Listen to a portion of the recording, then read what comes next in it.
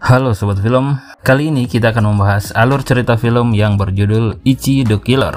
Film yang dirilis pada tahun 2001 ini menceritakan tentang kehidupan Yakuza yang sangat kejam dan tentunya terdapat banyak adegan sadis di dalamnya. Jadi siapkan tisu Anda dan langsung saja kita simak alur ceritanya. Let's go!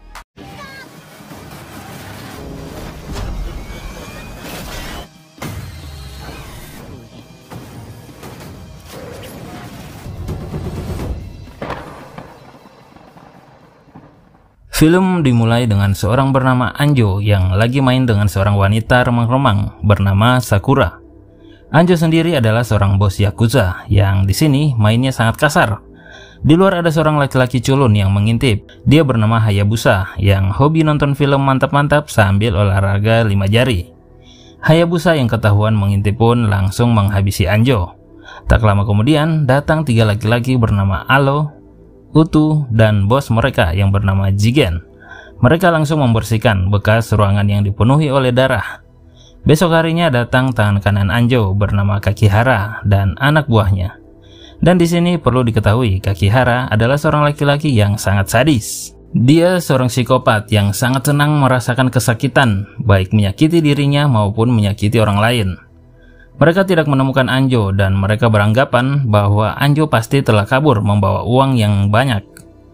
Tetapi Kakihara masih tidak percaya kalau Anjo melakukan itu. Kemudian Kakihara pergi mencari informasi ke warung Pak Slamet. Kebetulan di sana ia menemukan Alo, Utu, dan Jigen. Kakihara yang tidak mengetahui bahwa Hayabusa menghabisi bos mereka atas perintah dari Jigen yang selalu memancing emosi Hayabusa untuk membunuh. Kakihara meminta tolong jika mendapatkan informasi keberadaan bos mereka, diharapkan untuk segera melapor kepadanya. Di sisi lain, Hayabusa yang polos, culun seperti anak kecil yang baru puber.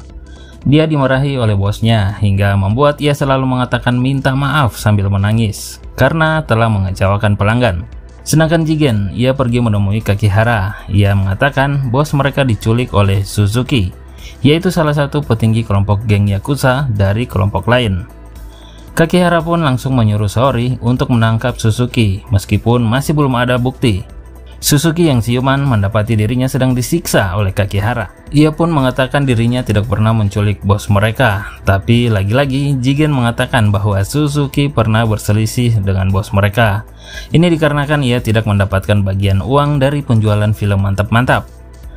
Jadi mungkin saja Suzuki berbohong mengatakan tidak pernah menculik bos mereka. Di sisi lain, Alo dan Utu mereka sedang menonton live action. Utu mengatakan dulu ia satu kelompok dengan Kakihara, tapi dulu ia kabur lalu operasi plastik hingga membuat Kakihara tidak mengenali dirinya.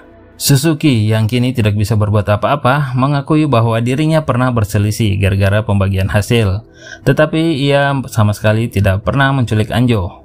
Kakihara yang tidak percaya, ia pun menyiksa Suzuki secara perlahan dengan teknik akupuntur. Tak lama kemudian datang bosnya Suzuki yang bernama Funaki. Dia menyuruh Kakihara untuk berhenti menyiksanya. Namun Kakihara malah mengira Funaki dan Suzuki bekerja sama.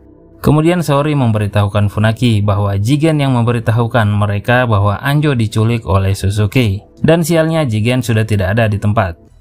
Kemudian Funaki menyuruh Kakihara untuk mengganti rugi dengan syarat Kakihara harus membayar sejumlah uang dan sekalian mengambil bisnis film mantap-mantap mereka.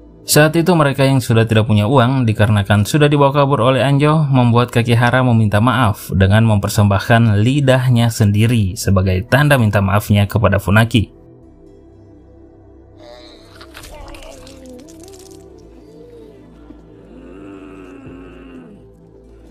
Lalu tiba-tiba Kakihara mendapatkan telepon dari bawahannya, lalu ia pergi mencari Anjo.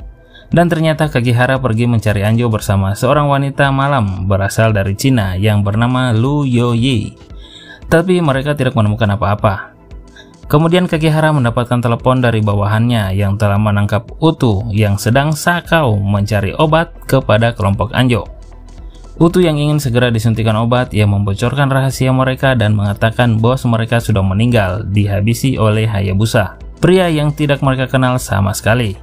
Kemudian Utu memberitahukan kepada Kakihara dirinya operasi plastik agar mereka tidak mengenalinya lagi. Padahal dulu Kakihara dan Utu sudah bagaikan saudara kandung. Utu yang sudah mengetahui nasibnya pasti akan dihabisi oleh Kakihara, ia pun mengatakan Kakihara mencari Anjo bukan dikarenakan kagum dengan nyali dan sikap pemberaninya, melainkan karena jatuh cinta dan sangat senang ketika Anjo menyiksa dirinya. Mendengar itu Kakihara langsung kaget mengetahui Anjo sudah meninggal. Sedangkan di rumah sakit, Alo dan Jigen mereka pura-pura menjadi suruhan Kakihara sambil menanyakan di mana wanita yang bersama Anjo saat dia meninggal. Suzuki yang memang tidak tahu apa-apa, ia pun memohon agar nyawanya tidak diambil. Kemudian Jigen berpura-pura mendapatkan telepon dan diberitahukan bahwa Kakihara yang menghabisi Anjo. Mereka berdua pun langsung pergi. Kemudian diperlihatkan kembali ketika saat Hayabusa menghabisi Anjo, di mana Hayabusa yang tidak tega Sakura dipukuli. Ia pun masuk ke dalam, lalu Hayabusa yang marah karena ditendang oleh Anjo, ia membuat langsung mengeluarkan jurus pencakar langit, dan Anjo pun langsung terbelah dua.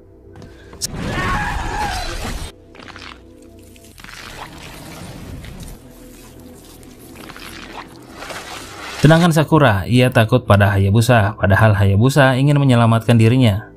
Tiba-tiba ia ingin memukul Hayabusa, tapi sialnya tak sengaja. Hayabusa yang ingin menangkis malah membuat Sakura ke alam baka. Diperlihatkan juga Utu yang mati di tempat barang rongsokan. Esok harinya, bos Yakuza nomor 1 di Jepang menyuruh Kakihara untuk mengundurkan diri. Ini dikarenakan ia dilaporkan oleh Suzuki bahwa Kakihara yang telah menghabisi Anjo. Kakihara yang selalu patuh terhadap pimpinan, ia pun langsung mengundurkan dirinya. Tapi para bawahan kelompok Anjo malah mengikuti jejaknya. Meskipun Kakihara sudah mengatakan hidup mereka semua dalam bahaya karena akan selalu diincar oleh kelompok Shinjuku, yaitu kelompok Yakuza yang dipimpin oleh Funaki dan Suzuki. Sedangkan Suzuki, ia menelpon Jigen dan Alo menyuruh mereka untuk segera menghabisi Kakihara. Jika berhasil, Suzuki akan memberikan mereka uang, dan di sini Suzuki masih belum sadar bahwa merekalah yang telah mengadu domba dirinya dengan Kakihara. Kemudian Jigen menemui Hayabusa. Ia kembali menghasutnya untuk menghabisi Kakihara. Malam harinya, Hayabusa bertemu dengan 3 orang anak yang sedang mengganggu seorang anak yang sespesies culun dengan dirinya. Hayabusa yang tidak tega, ia membantunya, tapi tidak sampai menghabisi mereka. Di sisi lain, Kakihara yang merindukan siksaan dari Anjo, dia pun menyuruh Lu Yoyi menyiksa dirinya. Sedangkan Hayabusa, ia mendapatkan telepon dari Jigen untuk menghabisi anak buahnya Kakihara. Karena mereka semua mirip dengan teman sekolahnya dulu yang mengerjainya. Jigen berhasil memancing emosi Hayabusa, lalu ia pun langsung membantai mereka semua.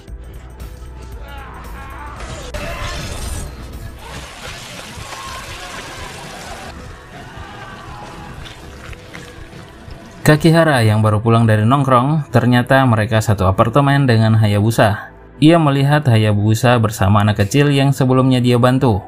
Kemudian Kakihara langsung bergegas ke ruang anak buahnya dan ternyata mereka semua sudah meninggal. Sedangkan yang masih hidup yang tadi di luar, mereka semua pada kabur. Takut dihabisi oleh Hayabusa. Kini hanya menyisakan mereka bertiga, yaitu Kakihara, Tukul, dan Saori. Esok harinya, anak kecil yang diselamatkan oleh Hayabusa bernama Takeshi. Ternyata ia adalah anak dari Tukul. Ia menyuruh Takeshi untuk pergi dari sana karena jika dirinya tidak pulang dalam waktu lama, dikarenakan ia tidak tahu akan masih hidup atau meninggal dibunuh oleh Hayabusa. Lalu Saori menyuruh Tukul untuk segera mencari Hayabusa, meskipun ia tidak pernah melihat wajahnya. Ketika Tukul sedang mencari Hayabusa, ia melihat seseorang sedang dipukuli karena tidak mampu membayar hutang. Tukul merasa kasihan dikarenakan dirinya dulu pernah dalam posisi seperti itu sebelum direkrut oleh Anjo. Dia tidak mengetahui itu adalah Hayabusa. Ia pun menolongnya lalu mengajaknya pergi makan. Lalu esok harinya ada 2 detektif yang datang yang dulu pernah dibantu oleh Kakihara hingga mereka bisa menjadi detektif seperti sekarang, yaitu bernama Zoro dan Sanji. Mereka adalah saudara kembar. Di sini Kakihara menyuruh mereka mencari Hayabusa. Di sisi lain, Lu Yoyi sedang bersama Jigen. Ia diberitahukan tentang Hayabusa, di mana sekarang Hayabusa tidak mau lagi menghabisi orang. Lu Yoyi memang tidak mengetahui Hayabusa seperti apa. Jigen memberitahukan bahwa dulu Setelah Hayabusa menghabisi kedua orang tuanya, Jigen terus-menerus mendidik Hayabusa dengan kekerasan. Padahal semuanya hanyalah kebohongan belaka. Hayabusa tidak pernah diganggu oleh orang-orang. Lalu tiba-tiba Lu Yoji teringat hal yang sama dengan apa yang dibayangkan oleh Hayabusa. Malam harinya, Alo yang ingin bertemu dengan pacarnya, seorang aktor film panas, ia melihat pacarnya itu diseret lalu dicocok tanam. Kemudian pacarnya langsung diinterogasi sampai babak belur. Wanita itu tidak tahu apa-apa tentang Hayabusa, sehingga membuat mereka tidak menemukan apapun. Sedangkan Tukul disuruh berjaga bersama Saori. Awalnya Tukul merasa kasihan melihat wanita itu, tetapi ujung-ujungnya dia mulai menggila karena ingin segera membalaskan dendam. Dia malah gelap mata dan langsung memukul wanita tersebut. Sedangkan Alo yang khawatir terhadap pacarnya, ketika ia keluar, ia melihat Kakihara sudah berada di depan rumahnya. Tanpa basa-basi, Alo langsung menghajar Kakihara. Kakihara membuka anting penahan mulutnya, lalu saat Alo meninju, tangannya langsung dimakan.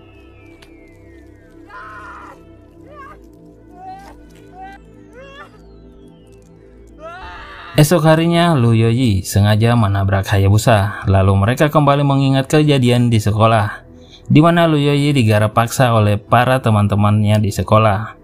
Kemudian mereka sedang di rumah dan ternyata Hayabusa menyukainya sejak dulu.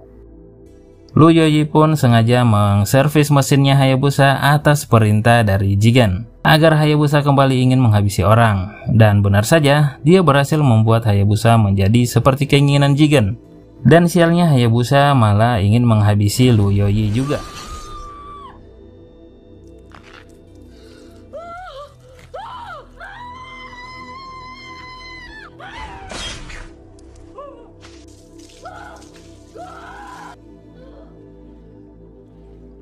Sementara di tempat lain, Alo yang lagi disiksa. Saori yang tidak tahan melihat, ia pun keluar merokok.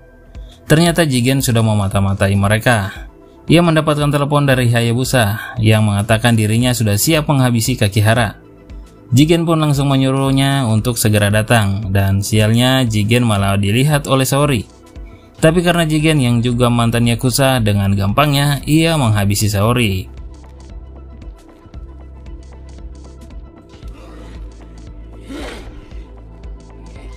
Kemudian ia menaruh Saori di depan pintu ruangan mereka. Tukul yang membuka pintu melihat wajah Saori yang tulangnya sudah patah semua.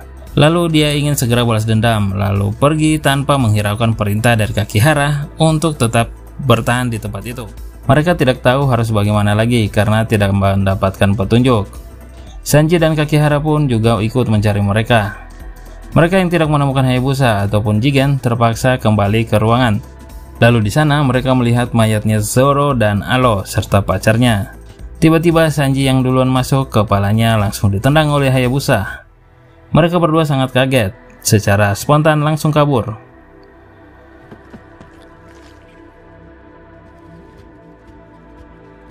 Tukul bertemu dengan anaknya yang menyuruh Takeshi untuk pergi dari sana. Sedangkan di atas, Kakihara yang ketakutan, ia mencoba mengulur waktu hingga Tukul tiba.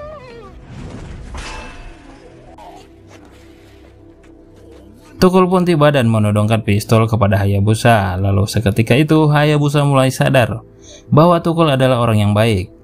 Hayabusa yang masih bertanya-tanya mengapa dirinya ditodong, ia mendekati Tukul dan ingin memeluknya. Tapi karena takut, Tukul beranggapan bahwa Hayabusa akan menghabisi dirinya. Ia tidak sadar menarik peletuknya dan membuat kaki Hayabusa tertembak. Akibat dari tembakannya itu, Hayabusa marah dan langsung menghabisinya, yang disaksikan langsung oleh si Takeshi. Karena melihat Takeshi, Hayabusa lagi-lagi kembali sadar. Tetapi Takeshi malah memukul Hayabusa. Sedangkan Kakihara dirinya frustasi karena Hayabusa tidak bisa bertarung lagi. Dan ia tidak bisa merasakan sakit dari orang yang kuat. Kemudian dirinya memecahkan gendang telinganya sendiri sehingga ia tidak bisa mendengar lagi.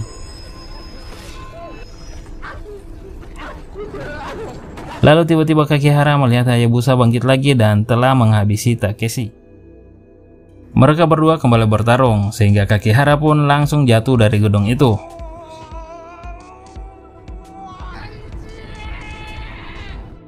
Sedangkan Jigen dirinya sangat senang melihat mayat Kakihara. Tapi anehnya tidak ada bekas luka di kepalanya.